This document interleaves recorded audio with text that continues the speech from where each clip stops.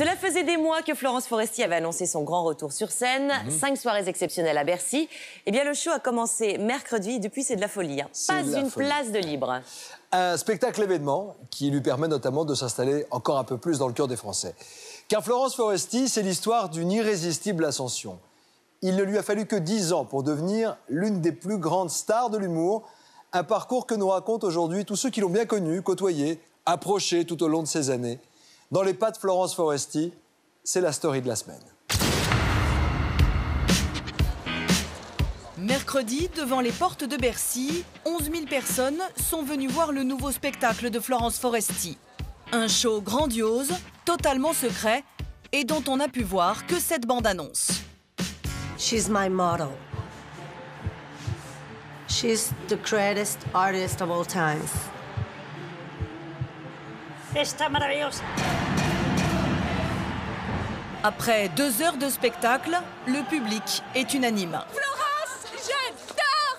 Merci pour tout, t'es la meilleure! C'est un vrai show à l'américaine, c'est génial. Un show à l'américaine que l'humoriste a préparé depuis 1 an et un concept encore jamais vu en France. Pour mettre en place cette nouvelle folie, Florence Foresti s'est entourée des meilleurs, à commencer par son producteur Thierry Suc, connu pour avoir produit tous les shows de Mylène Farmer. Elle est venue me trouver il y a quelques mois pour produire ce spectacle et voulait quelque chose qui soit un petit peu un hommage à elle-même, comme elle dit, quelque chose de grandiose, quelque chose qui manie l'humour, la chanson, la musique, la danse. Il y a à peu près 120 personnes qui travaillent sur le spectacle, plus de 40 personnes sur scène. À 38 ans, Florence Foresti est au sommet de sa carrière. Partie d'un petit café-théâtre lyonnais, elle est devenue aujourd'hui la plus grande humoriste française. Chronique d'une success story hors norme.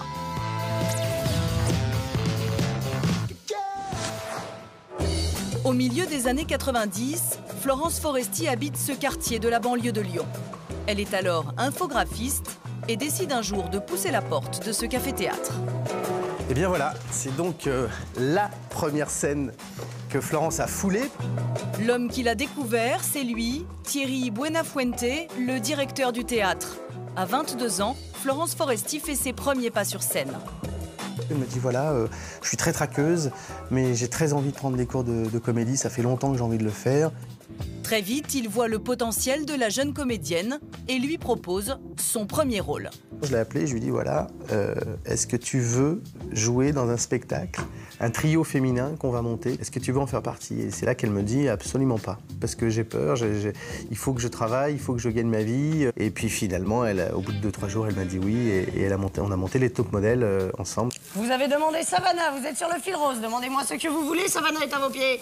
Quand il y a une fille de 22 ans qui arrive ici, sur cette scène, et qu'on fait des conneries ensemble, et que 10 ans plus tard, elle devient ça, je suis super fier pour elle. Mais vraiment, vraiment, vraiment.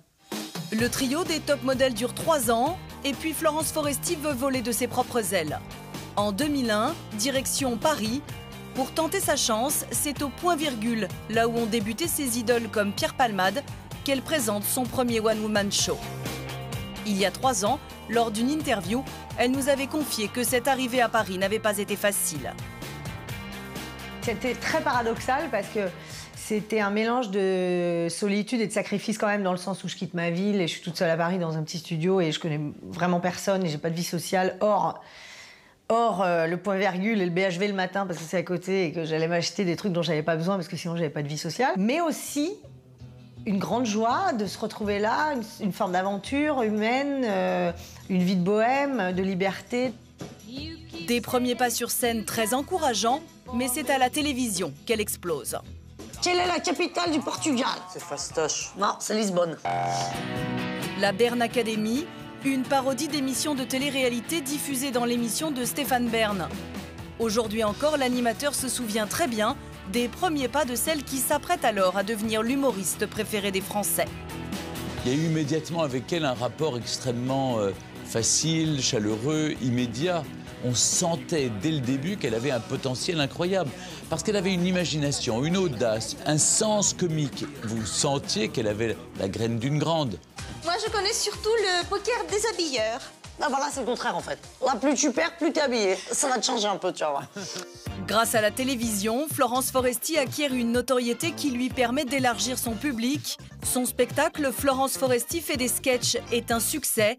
700 000 DVD vendus et des répliques directement inspirées de sa vie d'avant. Ah, il y avait un autre truc que j'aimais pas aussi dans l'entreprise, enfin dans les bureaux, c'était le téléphone. Enfin, c'est pas que j'aimais pas, c'est que je m'en servais énormément pour mes coups de fil perso. Mais beaucoup trop. Ah si trop, un jour mon patron m'a convoqué dans son bureau, il était très énervé, il me dit Florence Foresti, est-ce que vous trouvez normal d'avoir des notes de téléphone plus élevées que les miennes? Je lui dis bah dis non patron, faut se mettre au boulot. Hein, je crois qu'elle a réussi à toucher les gens dès ses premiers spectacles.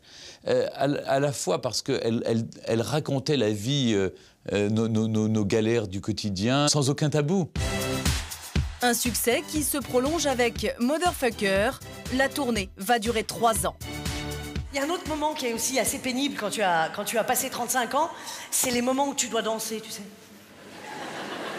Qui se raréfie avec le temps, évidemment. Hein, enfin, je veux dire, c'est rare qu'un pot de départ au bureau, ça vire en soca dance, a priori, mais bon.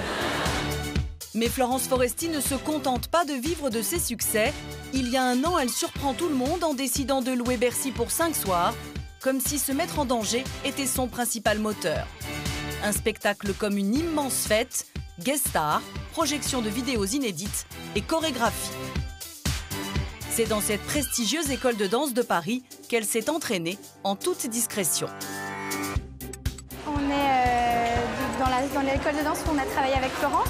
On venait à peu près 4 fois par semaine et 1h30 par jour. Nathalie a imaginé les tableaux du spectacle. C'est elle aussi qui coach l'humoriste depuis janvier. Donc voilà, là on est dans la salle dans laquelle on a répété avec Florence. Les cosy, on était bien, on est à l'abri des regards. Étire 1, 2, 3, 4, 5, 6... Plus de 200 heures d'entraînement qui n'ont pas effrayé l'humoriste. Le travail a été super agréable parce que Florence est une artiste et déjà une bosseuse. Et ça, quand on travaille avec des artistes qui bossent, c'est super agréable. Elle est très exigeante avec elle-même, très perfectionniste. Et elle est très à l'aise avec la danse. Donc elle aime beaucoup ça. Alors elle vous dira que non, qu'elle a galéré et tout. Moi, je vous dis, c'est pas vrai. T'es vraiment une belle personne, Florence. Elle n'est pas folle, vous savez. Et pour ceux qui n'ont pas pu avoir de place pour son nouveau spectacle, Florence Foresti a tout prévu. Demain, sa représentation sera diffusée en direct dans plus de 200 salles de cinéma de France. C'est le plus gros événement live jamais diffusé au cinéma. Non seulement en nombre d'écrans, mais également en nombre de spectateurs. Aujourd'hui, on est déjà à plus de 60 000 places vendues. On ne sait pas à combien on va terminer demain soir, mais 60 000, ça pulvérise tous les records, puisque le précédent record, c'était 34 000 et c'était un opéra. En France, en Suisse, en Belgique, en tout, plus de 80 000 spectateurs sont attendus en salle demain, l'équivalent d'un Stade de France, du jamais vu pour un humoriste français.